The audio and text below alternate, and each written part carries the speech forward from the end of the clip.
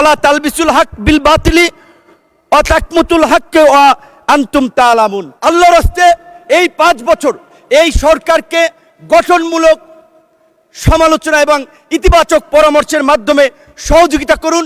বিএনপির চেয়ারম্যান জনাব তারেক রহমানকে 111-এর বিরাজনীতিকরণ প্রক্রিয়ার অংশ হিসেবে দেশ তাকে বাধ্য করেছিল, কিন্তু সুদূর প্রবাসে নির্বাসিত থেকেও তিনি দেশের সাথে, দেশের নেতা কর্মীদের সাথেই শুধু ছিলেন না, অপর রাজনৈতিক দলের সাথেও সম্পৃক্ত ছিলেন। যেই কারণেই 2022 সালের 30শে ডিসেম্বর আনুষ্ঠানিকভাবে 31টি দলকে নিয়ে সরকার ও শাসন ব্যবস্থা পরিবর্তনের এক দফার যুগপৎ আন্দোলন সূচনা করেছিলেন।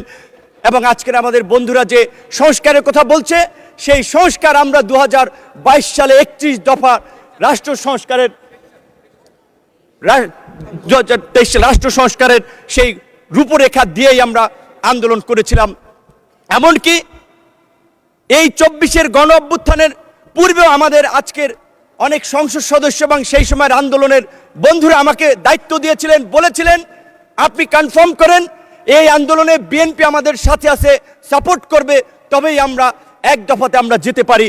তারই ধারাবাহিকতায় আমি যেদিন গ্রেপ্তার হই 19শে জুলাই দিবাগত রাত 20 তারিখে পড়ে গেছে, সেদিন আজকের আমার ডান পাশে বসা মাননীয় তথ্যমন্ত্রী জহিরুদ্দিন স্বপন তার মোবাইল ফোনে আমির খসরু মাহমুদ চৌধুরী, বিএনপির প্রেস উইংয়ের কর্মকর্তা সাইরুল কবিরের মাধ্যমে বিএনপির মহাসচিব আজকের এলজিআরডি মন্ত্রী, তাদের সাথে কথা বলি।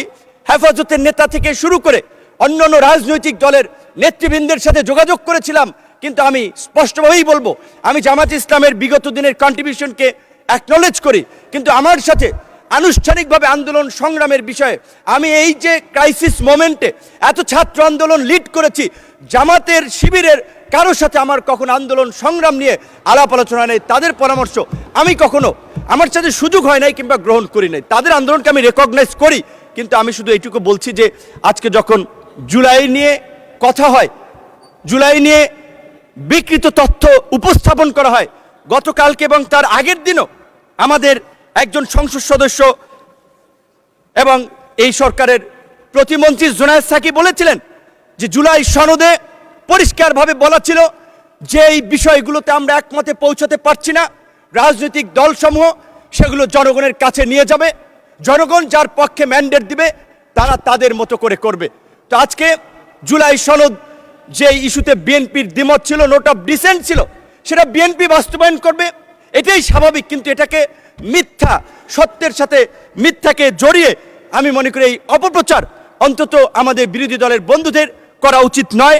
এই সম্পর্কে আমি, তারা যেহেতু কোরআন হাদিসের রেফারেন্স মাঝে মাঝে দিয়ে থাকেন, তাই আমি একটি আয়াত দিয়ে আমি তাদেরকে বলতে চাই, যেটি সূরা বাকারাতে বলা হয়েছে, ওয়ালা তালবিসুল হক বিল বাতিলি ওয়া তাকমুতুল হককে ওয়া আনতুম তাআলামুন। অর্থাৎ তোমরা সত্যের সাথে মিথ্যার মিশ্রণ করিও না, জেনে শুনে সত্য গোপন করিও না। সুতরাং আমার বন্ধুদেরকে আমি বলবো, আজকে বিএনপি এবং তার জোট সঙ্গীদেরকে যেভাবে সংস্কার বিরোধী হিসেবে উপস্থাপন করা হচ্ছে, সেটি মোটেই একটি সুস্থ ধারার রাজনীতির লক্ষণ নয়। আজকে আমরা রাজনীতিতে গুণগত পরিবর্তনের কথা বলি, ইতিবাচক পরিবর্তনের কথা বলি।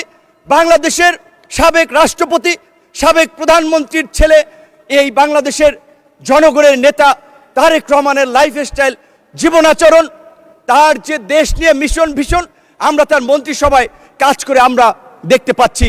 তাই আমি আমার বিরোধী দলের বন্ধুদেরকে বলবো, আপনারা তর্কের খাতিরে তর্ক, বিরোধিতার খাতিরে বিরোধিতা না করে আল্লাহর রাস্তে এই 5 বছর এই সরকারকে গঠনমূলক সমালোচনা এবং ইতিবাচক পরামর্শের মাধ্যমে সহযোগিতা করুন।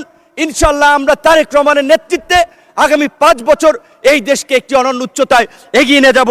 আমি শুধুমাত্র আমার কথাটা শেষ করতে চাই রবার্ট ফ্রস্টের কবিতার 2-3টি লাইন দিয়ে, the woods are lovely, dark and deep, but I have promise to keep, and miles to go before I sleep, and miles to go before I sleep. ধন্যবাদ সকলকে।